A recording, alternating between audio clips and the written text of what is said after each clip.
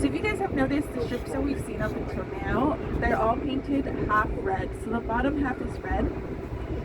And as we go around and start seeing more ships, you'll see that most of them are painted half red. And that is in order for people on the outside to see how deep does the ship go underwater. And so when the ship is empty, we're going to see all of that red. And for example, the one on our left-hand side, we only see a bit of that red, not the full amount.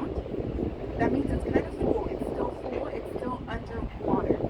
And that helps people like take use of pilot service to see how deep into the ocean this is going and know where to go in the water so that it doesn't hit the bottom of the ocean. Because different parts of the core are deeper or shallower. Like I mentioned, the port opened in 1911, and for many decades we mainly imported one main type of containers, or not containers, but one main type of product, and that was lumber. And so for many decades, that was mostly what we were importing was lumber. And you can see on the right hand side, we still move lumber to this day.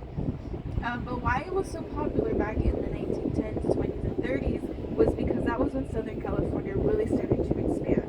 And so that's when they started to build out most of the houses, buildings, and everything. So it was really expanding. They were trying to get people to move here. And that's why we used up so much lumber at that time.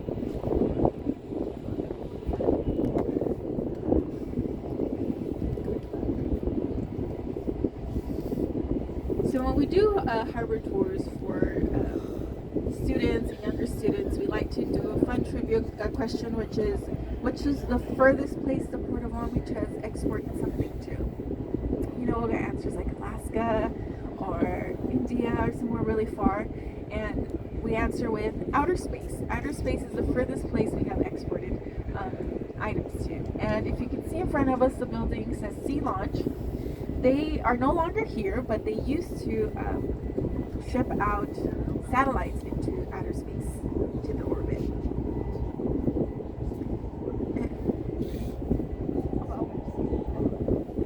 So Sea Launch is no longer there, but SpaceX took over their lease, so now SpaceX uses it for their operations, and they use it to retrieve some of their spaceships. And so there's a barge that will go out into the equator and retrieve the ships, and the barge brings it out here. Now the two ships that you see, the gray ships that we see on the right hand side, those are Navy reserve vessels.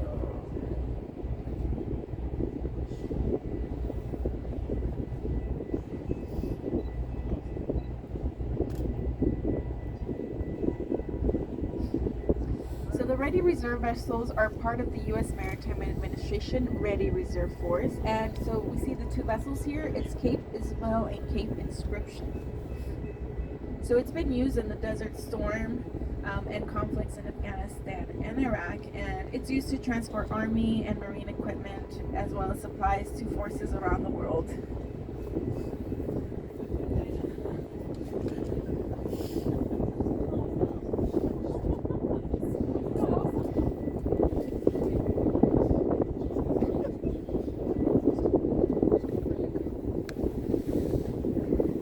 So this park that you see in front of us, this bundle of trees that we see, is called Gull Park.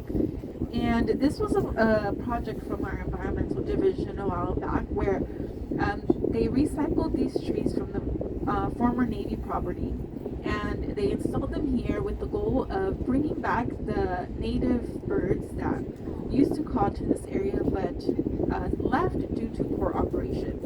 And so what they did is they created this park. No humans are allowed on this park besides maintenance.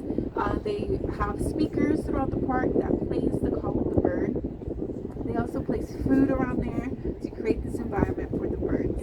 And it was successful, so the birds did come back, as well as additional types of birds that we hadn't seen before. And so this is now home to the birds, and we are not allowed to go in there. So the types of birds are the peregrine falcons, the least terns, and black-crowned night herons.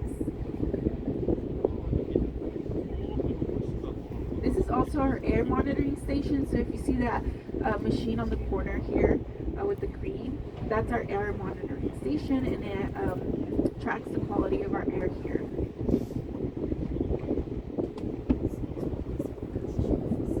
And that ends our tour. Have a blessed day, everyone.